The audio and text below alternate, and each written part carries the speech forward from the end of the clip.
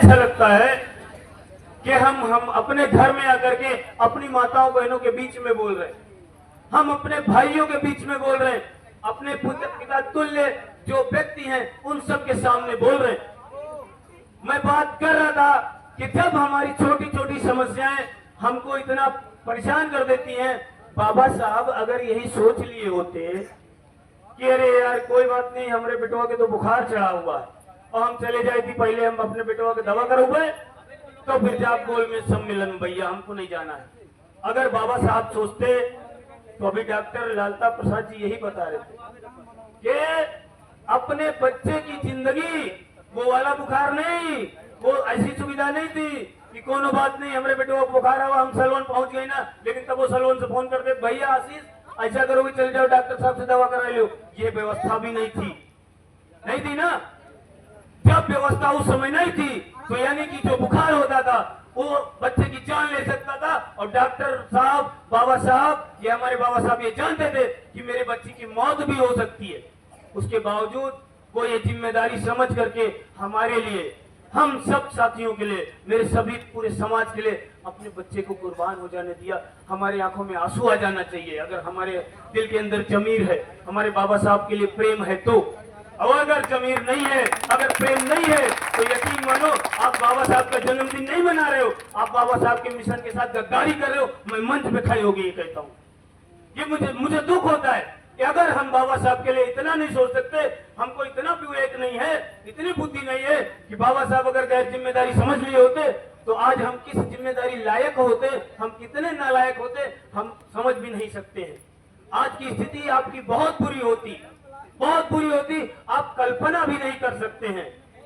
कपड़े पहनना तो दूर की बात है, आप भोजन नहीं खा सकते थे, पेट नहीं भर सकते थे।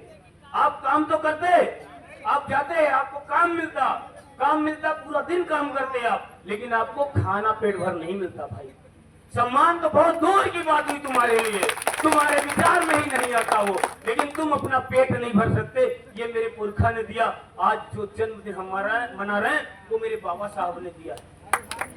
हम अगर आप अच्छे अच्छे कपड़े पहन रहे हैं और हम अगर अच्छी नौकरी कहीं कर रहे हो या फिर कोई व्यापार कर रहे हो या खेती में अच्छा उगा ले रहे हो, ये तो तुम्हारी ताकत का नहीं है, ये तुम्हारी मेहनत का नहीं है कि तुम आज जेब में 5,000 रुपए, बैंक में 10 लाख रुपए, 20,000 रुपए रख करके अपने जेब में 100 ही रुपए सही वो रख करके तुम चल रहे हो, अच्छा कपड़ा पहन करके चल रहे हो।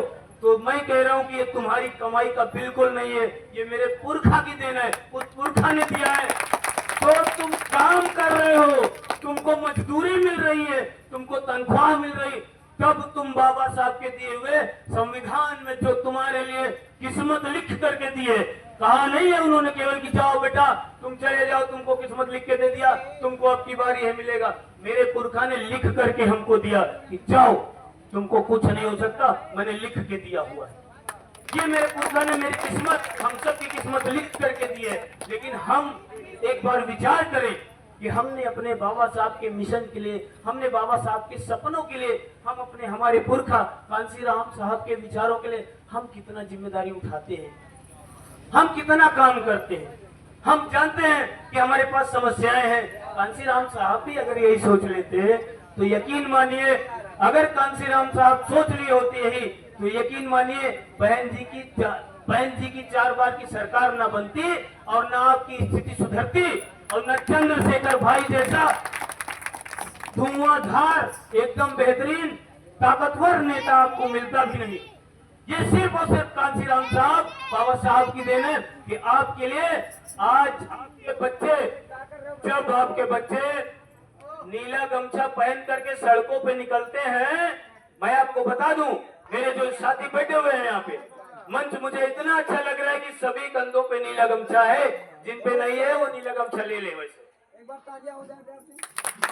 नीला गमछा इसमें ले ले। हेलो, नीला गमछा जो है, मैं बताता हूं, जब हम लोग अपनी गाड़ियों से, स्कॉर्पियो से या फिर किसी और गाड़ियों से उतरते हैं ना, जब हमारे लोगों के कंधे पर नीला गमछा होता है तो ये जो तमाम भगवा कलर का अंगूठा रहता है उसको तो कोई नहीं देखता, लेकिन जब हमारी गाड़ियों से लोग उतरते हैं, हमारे साथी उतरते हैं, तो लोग ऐसे चाहे पान लगा रहे हो चाहे कैंची चला रहे हो, बंद करके इसे देखते हैं, ये कौन आ गए भैया इससे। ये ताकत है तुम्हारे बाबा साहब के नीले गमछे में भाई, ये ताकत है तुम्हारे बाबा साहब में। और ये ताकत जो बड़ी है, इतनी तीव्रता से गांव गांव बड़ी है, तो मैं पुनः इस मंच से कहूंगा ये भाई चंद्रशेखर की देन है, जो युवाओं में जोश पैदा कर गए हैं। ये मेरे भाई चंद्रशेखर साहब की देन है कि वो हम सबको ये ताकत देके गए कि आप काम करो। भीम आर्मी के नाम से ही प्रशासन डरता है, डर जाता है, लेकिन इसके लिए हम सबको मजबूती से खड़ा रहना होगा, इसके लिए काम करना पड़ेगा। हम जब तक काम नहीं करेंगे तब तक हम कुछ नहीं कर पाएंगे। हमारे समाज में, हमारे समाज के लिए बाबा साहब ने 3 शब्द कहे। अभी हमारे किसी साथी ने कहा था, हमारे दीपक भाई ने बोला था, बाबा साहब ने कहा था कि 3 बातें कही थी। जानते हैं आप सब?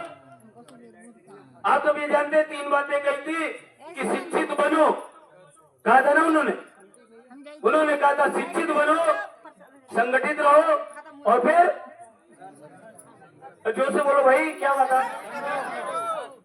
संघर्ष करो। यानी शिक्षित बनो, संगठित रहो, संघर्ष करो। ये बाबा साहब ने किसके लिए बोला था? हम सब के लिए, हम सबके लिए बोला था ना। हम कितना शिक्षित हो रहे हैं, हम कितना संगठित हो रहे हैं, संघर्ष में हम कहाँ रहते हैं? हम अपने समाज के लिए जब संघर्ष की बात आती है कहाँ रहते हैं? हम अपने समाज में बच्चों को जब शिक्षित करने की बात आती है हम कहाँ रहते हैं? हमारे बाबा साहब ने हमको ये उम्मीद के साथ कहा था, बड़ा जज्बा लेकर के कहा था। हमारे लोगों को ये सोचा था कि हम ये बात कहेंगे, मेरे बच्चे सुनेंगे और इसको सुने।